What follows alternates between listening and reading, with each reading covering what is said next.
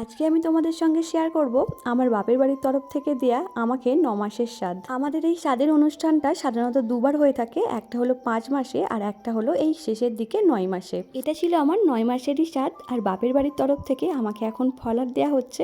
যেহেতু এটা 9 মাসের স্বাদ, তাই এই ফলারটা চিড়ে, মুরগি, দই, 9 রকমের মিষ্টি, 9 রকমের ফল দিয়েই দেয়া হয়। আমার গোপাল সোনাকে নিয়ে আমি বসেছি ফলার খেতে, আর দেখো মা কিন্তু যে সমস্ত নিয়ম থাকে সেইগুলোই করে নিচ্ছে। প্রথমবারের মতো যেহেতু আমি মা হতে চলেছি, তাই সবসময়ই আমার বুকের মধ্যে একটা অজানা ভয় যেন কাজ করে, আর মনের মধ্যে যেন অপ্রত্যাশিত একটা আনন্দও কাজ করে তার সঙ্গে। যেহেতু এই স্বাদটা আমার প্রথমে বাপের বাড়ির তরফ থেকে হচ্ছিল, তাই প্রথমেই কিন্তু আমার মা খাইয়ে নিয়েছিল। এখন আমার শাশুড়ি মা, মানে এই বাড়ির মা, কিন্তু আমাকে স্বাদ দিয়ে দিচ্ছে। আর আমাদের নিয়মে তো এইরকমভাবে বসেই সবাই মিলে একসঙ্গেই স্বাদ খেতে হয়। 5টা বাচ্চা কাচ্চা সবাইকে নিয়েই কিন্তু এইরকমভাবেই স্বাদ দিতে হয়। স্বাদের যে সমস্ত নিয়ম থাকে সেইগুলো তো মোটামুটি কমপ্লিট হয়ে গেছে, আর এখানে রান্নাবান্নারও কাজ শুরু হয়ে গেছে।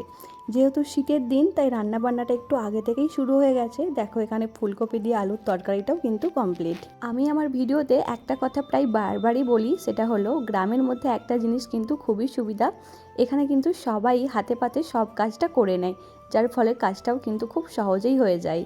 তো চলো আজকের এই ব্লগটা আমি এখানেই শেষ করছি। তোমাদের সঙ্গে দেখা হচ্ছে পরের কোনো ভিডিওতে। টাটা।